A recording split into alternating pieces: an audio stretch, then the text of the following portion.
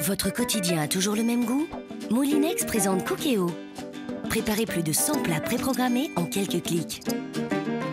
Faites votre choix et Cookéo s'occupe de tout en un rien de temps. Avec Cookéo, le premier multicuiseur intelligent de Moulinex, rien de plus facile pour changer votre quotidien.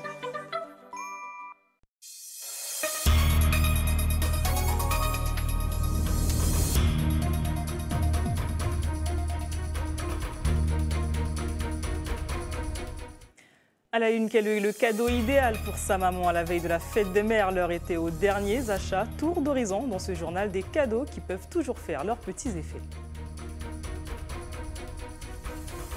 Parking bondé, file d'attente interminable pour son dernier jour d'ouverture. Le magasin Monsieur Bricolage de Dillon a été littéralement pris d'assaut.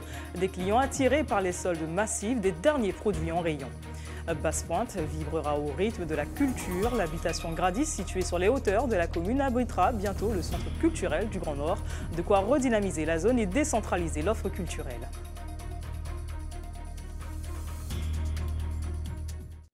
Bonsoir, ravi de vous accompagner pour cette heure d'information.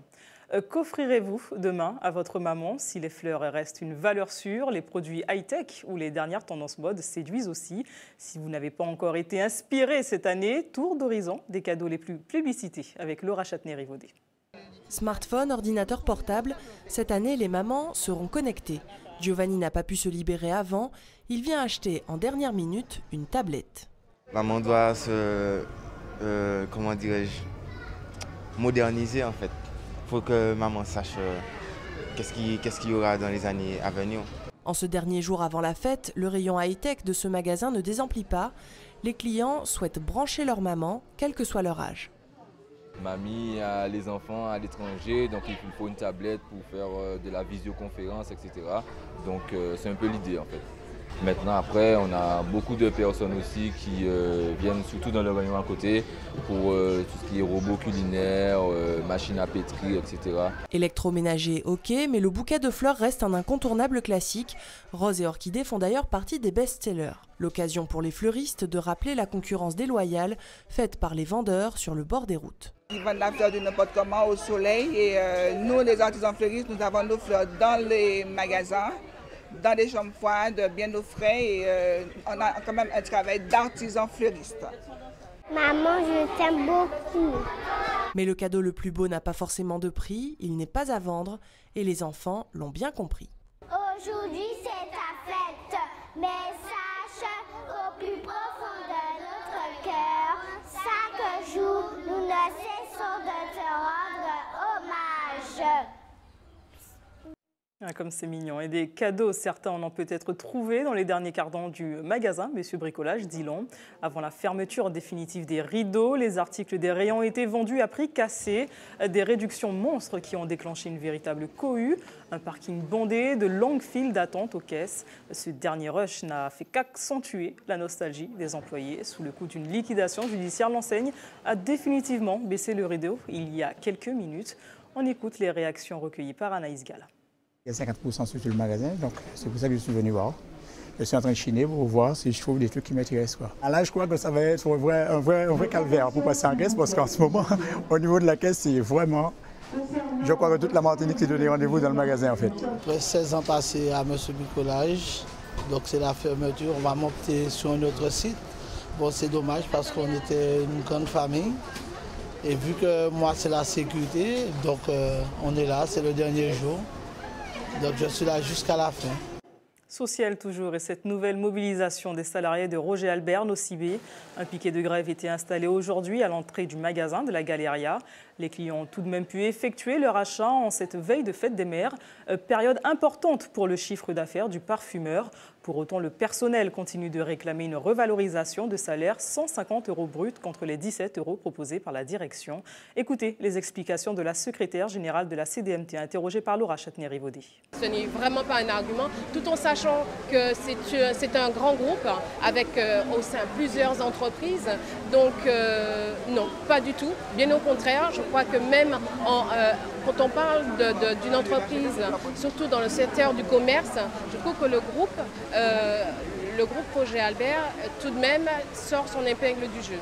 Si nous sommes toujours en lutte, ce n'est pas par bon plaisir, hein. C'est des salariés qui sont debout et qui, ce qu'ils demandent sont des demandes légitimes. Nous disons que l'entreprise est florissante et donc peuvent véritablement reverser, je dirais, un salaire correct, au moins répondre à certaines revendications qui nous semblent légitimes. L'image du jour, c'est cette voiture qui a pris feu en fin de matinée au beau milieu de la RN5 à proximité de la zone industrielle de Champigny à Ducos. Les flammes ont entièrement détruit l'habitacle, un sinistre qui a provoqué un important embouteillage. Des images qui nous ont été envoyées par un internaute. Et si vous aussi, vous avez des vidéos, des photos à nous faire parvenir, envoyez-les nous à l'adresse info@wipa972.com. En attendant, restez avec nous. Dans quelques instants, votre JT des communes se délocalise comme chaque samedi avec Hubert Bornil, direction le centre-ville de Fort-de-France qui, vous le verrez, regorge de trésors insoupçonnés. Visite guidée d'appartements de standing en plein cœur de la capitale. De quoi se réconcilier avec le tumulte citadin. Et à quoi ressemble Fort-de-France la nuit? À suivre, un itinéraire ou animation, ambiance musicale et personnages atypiques offrent une identité singulière à la ville. Mais avant, direction le parc culturel de... Je me reprends dans mes fiches. Aujourd'hui, à Fort-de-France, la danse indienne s'invite sur la scène du parc culturel Aimé Césaire. Voilà, je m'y retrouve. Les 60 élèves de l'association Apsara de Shellcher et de la Maison de Culture de Trinité présentent leur spectacle de fin d'année. Un show inspiré des comédies musicales de Bollywood. C'est à 19h30. Il vous reste donc juste le temps de vous y rendre. Notre correspondante Camille Joseph les a rencontrés durant les répétitions. Ambiance tout de suite.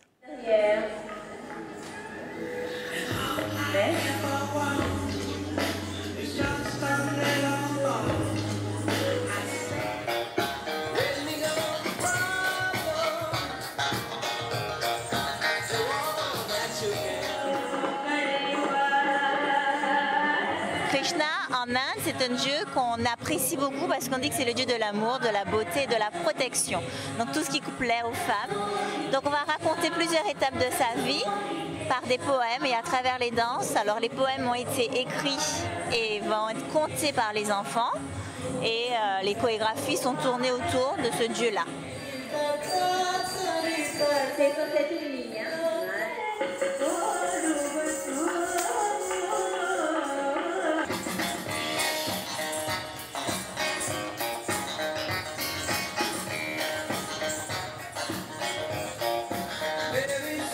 Beaucoup de répétitions et beaucoup de temps, beaucoup de mois. Et je pense que ça vaut le coup parce que le spectacle est vraiment beau.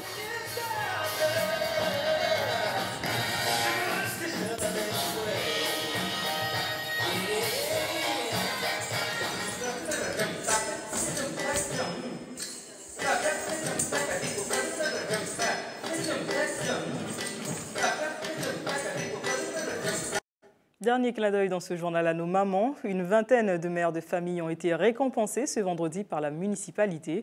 L'occasion de saluer le travail au quotidien de ces potomitans. Ambiance avec Luis Sabas.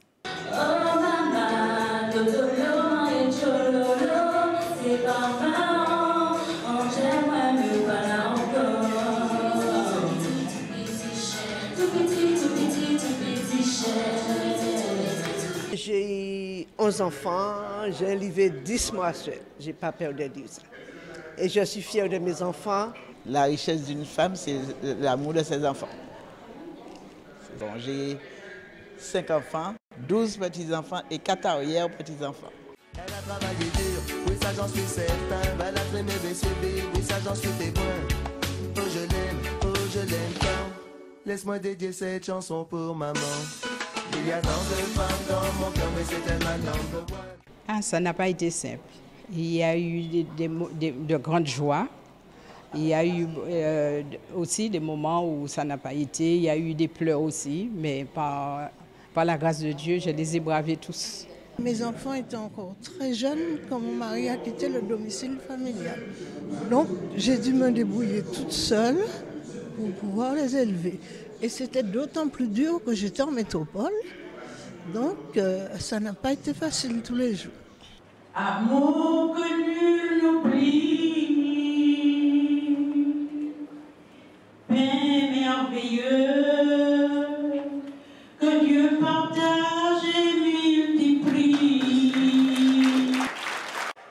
Basse-Pointe vibrera au rythme de la culture. L'habitation Gradis, située sur les hauteurs de la commune, abritera bientôt le centre culturel du Grand Nord. De quoi redynamiser la zone et décentraliser l'offre culturelle. Cette ancienne sucrerie, qui a aussi servi de dépôt d'engrais et de hangar à bananes, retrouve ainsi ses lettres de noblesse. Anaïs Gall. Entre la verdure au détour d'un chemin, une vieille bâtisse. Bienvenue à l'habitation Gradis, ancienne usine sucrière sur le site mythique de la rue Cazenègre. Aujourd'hui, elle est choisie pour devenir le centre culturel du Grand Nord et s'offre ainsi une nouvelle vie. Il était temps. Selon moi, il était temps. C'était un centre qui était attendu depuis des années, pas simplement les murs, mais je crois que symboliquement, c'est la démocratisation de la culture, c'est faciliter l'accès de la culture. Ce projet marque surtout la volonté de redynamiser le nord de l'île et d'y amener la culture en proposant toutes sortes d'activités artistiques. La danse, la musique, le théâtre, ensuite les arts plastiques, la photographie, et puis sans doute, parce qu'il y a des espaces verts, il y a de magnifiques esplanades naturelles qui pourront peut-être accueillir aussi de plus grands événements de type concert. Comme un avant-goût pour cette inauguration, le ballet Pomme Cannelle assure le spectacle.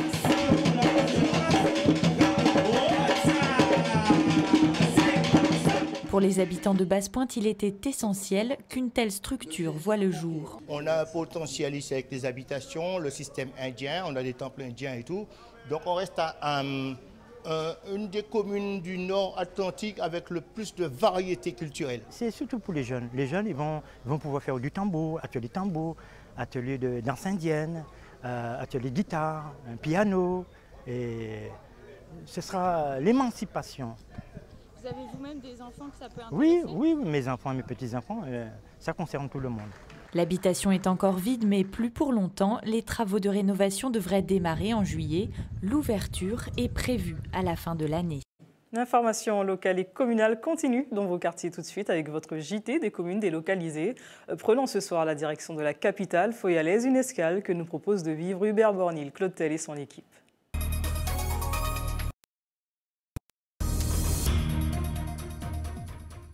Bonsoir à toutes et à tous. Fort-de-France, anciennement Foyal, nous accueille pour cette énième édition de notre journal des communes. Fort-de-France s'est d'abord organisé autour de l'édifice militaire datant du XVIIe siècle, Fort Royal, devenu le Fort Saint-Louis.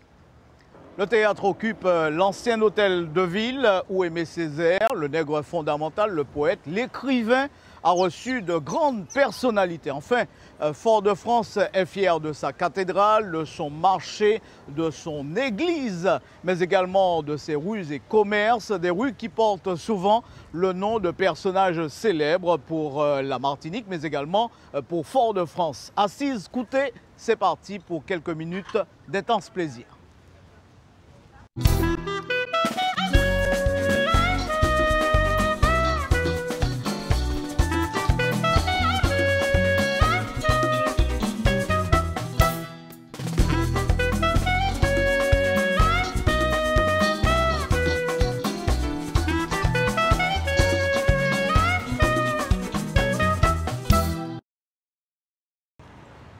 Embarquement immédiat pour une visite du cœur de ville, pas à pied, mais en calèche. En effet, depuis 3 ans, les résidents et touristes peuvent profiter de visites commentées assurées par le cocher du parc naturel régional.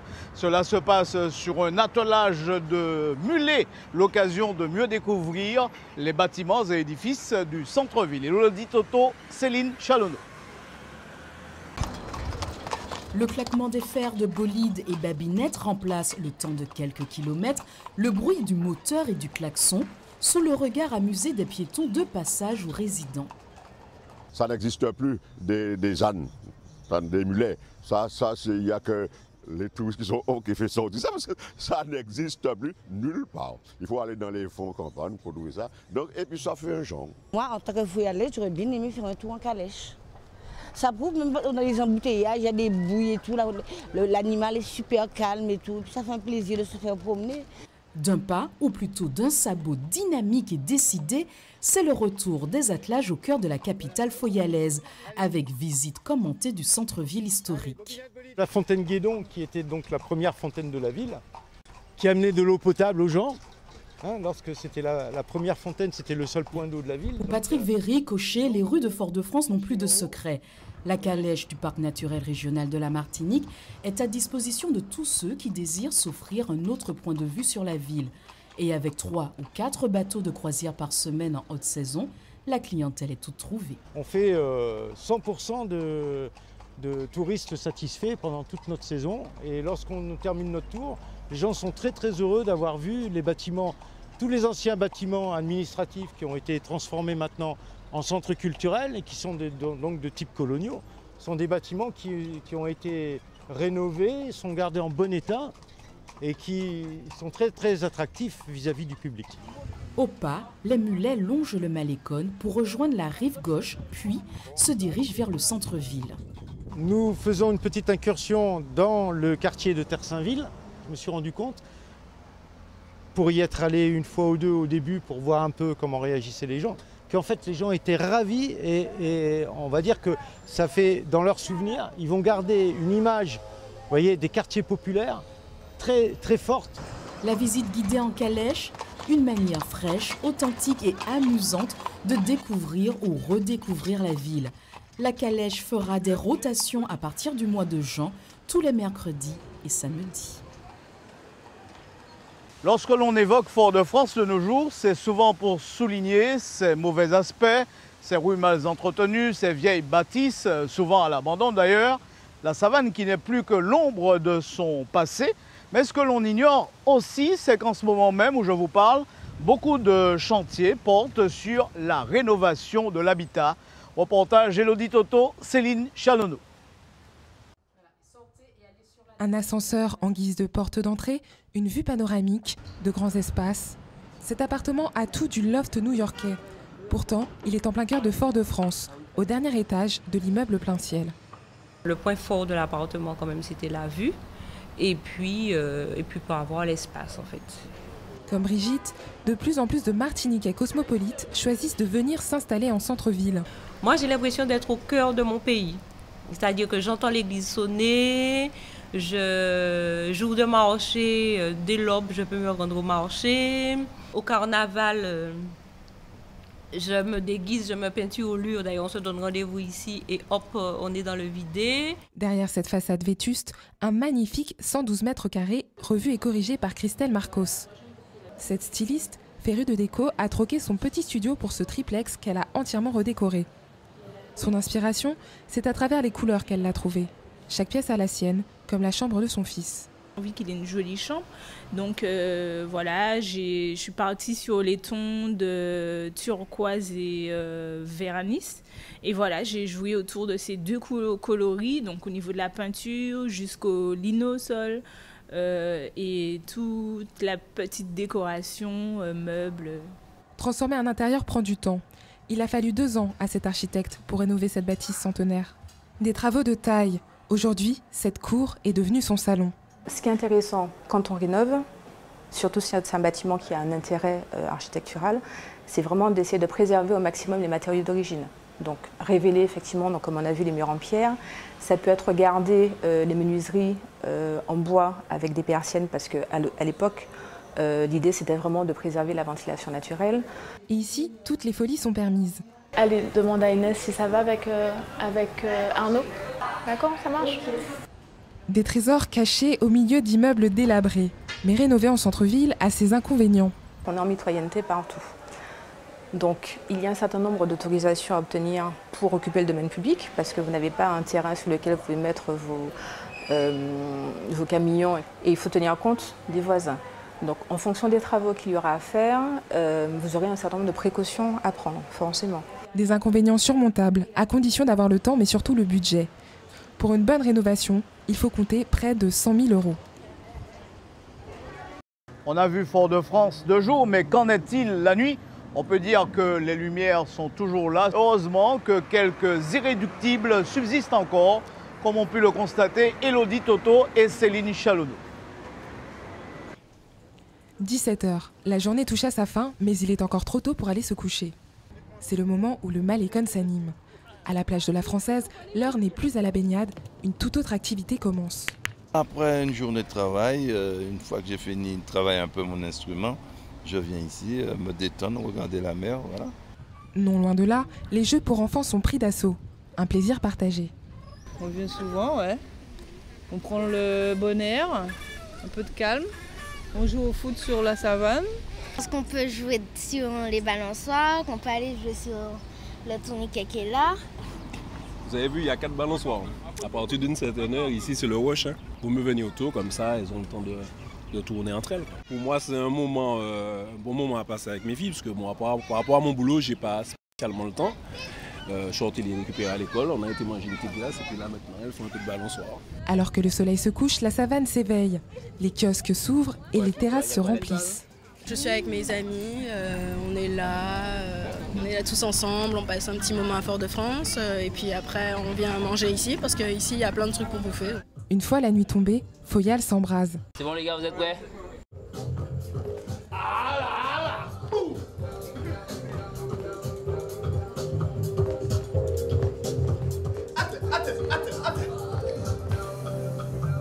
Ce groupe de danse a débuté ici. Si aujourd'hui ils sont semi-professionnels, c'est par ce kiosque qu'ils se sont fait connaître. Les gens viennent manger, les gens viennent juste promener, emmener leurs enfants, etc. Donc forcément il y a de l'affluence et quand nous on danse, donc ça crée une espèce de micro-événement sur la place, pas forcément prévu, etc. Mais qui fait que les gens restent regarder, nous demandent un peu ce qu'on fait, s'intéressent tout simplement. C'est un cadre idéal on va dire.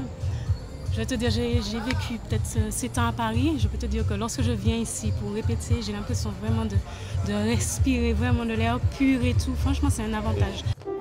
Dans les bars, ce sont les musiciens qui font monter l'ambiance.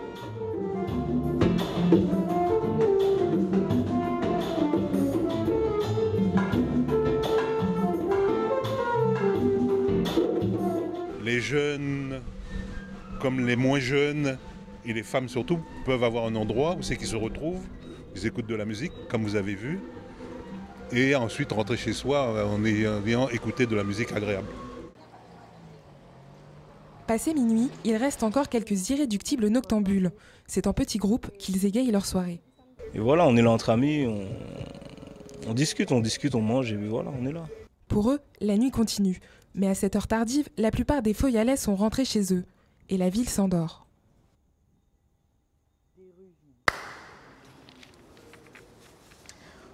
Nous en venons à notre invité. Nous sommes dans le charmant cadre de la bibliothèque Schellcher pour accueillir Micheline Marlin-Gaudier, historienne. Bonsoir. Bonsoir. Merci d'avoir répondu à notre invitation. Alors vous êtes, il faut le dire, pour planter le décor, à l'origine vous avez participé à beaucoup d'ouvrages parlant du patrimoine martiniquais. Mais on s'intéresse surtout à vous par rapport à cette thèse que vous avez réalisée sur Fort-de-France, qui permet d'ailleurs la sortie d'un ouvrage Fort-de-France. Alors, cette première question, à quoi ressemblait Fort-de-France avant la fin du 19e siècle? Bien, il nous faut savoir que Fort-de-France, c'est une construction volontaire dès la deuxième moitié du XVIIe siècle. Fort-de-France a été choisi à cause de ses potentialités défensives. C'est un fort militaire d'abord. Voilà, comme toute construction coloniale, il faut d'abord penser à la défense du site qui a été conquis et donc à la mise en place d'un fort militaire, d'où la création d'abord de ce fort qui est aujourd'hui le fort Saint-Louis que nous connaissons tous et qui a entraîné le développement d'une ville selon des principes bien précis qui ont été mis en place. Mais alors, nous sommes dans un site hautement, disons, marécageux. Et les difficultés apparaissent dès ce moment. Mais en 1692, tout de même, compte tenu de l'importance de ce site défensif, Fort-Royal, qui est une ville qui commence à peine à naître de ces marécages, est choisi comme chef-lieu de cette colonie qu'est la Martinique. Alors bien sûr, il y a eu l'avènement de Saint-Pierre également, et puis l'événement marquant de 1902, mais on pourrait parler d'un moment fort de l'histoire foyalaise. C'était un incendie, ça s'est passé en quelle année? Alors nous sommes déjà sur le 19e siècle, et c'était un fameux dimanche, le dimanche 22 juin 1890. Fort-de-France, comme toute la Martinique, sort d'un carême extrêmement sec. un peu comme ce que nous connaissons ces jours-ci.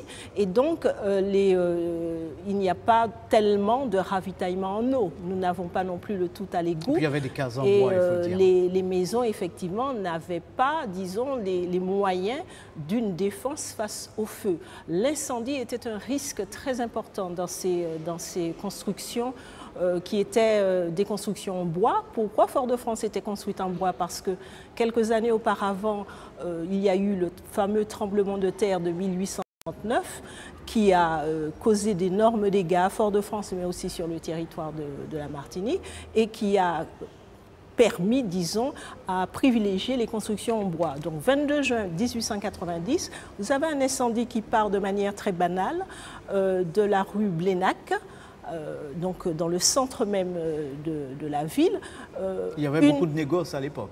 Il y avait beaucoup de négoces parce que Fort-de-France, petit commerce, hein. Fort-de-France était une ville militaire, une ville avec des petits artisans, des petits commerçants. Vous avez des rues, vous aviez des commerçants, des cordonniers, des bottiers, des charpentiers, des ébénistes, etc. Oui. Et pour revenir à cet incendie, c'est une marchande qui au petit matin a quitté son domicile de la rue Blénac et qui a laissé sur son réchaud, comme on l'a retrouvé dans les documents de l'époque, sa viande salée et son tinen, mais elle a laissé dans sa petite cour dans laquelle elle habitait, à la rue Blénac, elle a laissé notamment son fils, mais un petit neveu de 5 ans qui, en s'amusant, a tout simplement renversé son réchaud. Et de là est parti un incendie qui a été gigantesque et qui a ravagé toute la ville, à l'exception des bâtiments administratifs et militaires, parce qu'on a fait sauter des maisons pour empêcher que cet incendie n'atteigne les bâtiments militaires et les bâtiments administratifs. Alors un dernier point,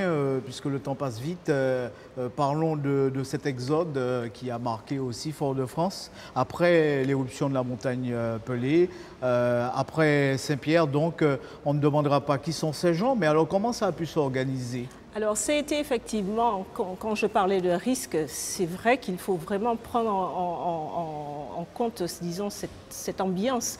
En 1902, lorsque l'éruption de la montagne Pelée se déroule le jeudi 8 mai, c'est vrai que dès la soirée, les premiers sinistrés de la zone du Carbet arrivent déjà à Fort-de-France. Fort-de-France va accueillir plus de 8000 sinistrés.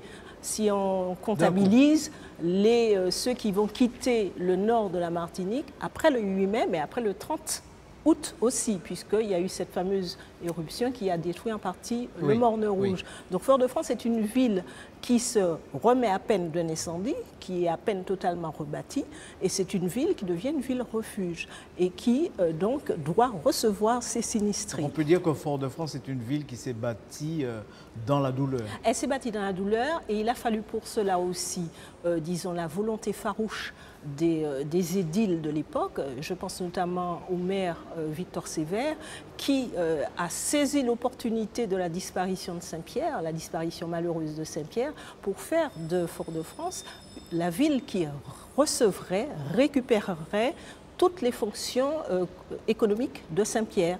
Et Sévère a profité de cet événement pour développer les quartiers, de façon à recevoir les sinistrés, un quartier comme Tivoli par exemple. Ensuite, il a municipalisé le terrain de la Baie des Tourelles et ensuite, il a fait en sorte que le gouvernement français permette à Fort-de-France de récupérer toute l'activité commerciale de Saint-Pierre. En tout cas, Micheline Marlin-Gaudier, l'histoire est très belle. En tout cas, on y passerait des heures. Malheureusement, le temps qui nous était parti arrive donc à son terme. On vous remercie de cette contribution énorme d'ailleurs. Je pense qu'on aura l'occasion de se revoir en d'autres circonstances et puis une autre fois pour parler plus profondément de cette histoire qui est très belle, très riche. Merci encore une fois. Merci à vous qui nous avez suivis jusque-là. On se retrouve la semaine prochaine pour d'autres aventures dans un autre espace. Retour dans les studios. Restez sur ATV, l'actualité continue. On se retrouve dans une poignée de secondes pour le magazine de l'actualité sportive avec Stéphane Dupont.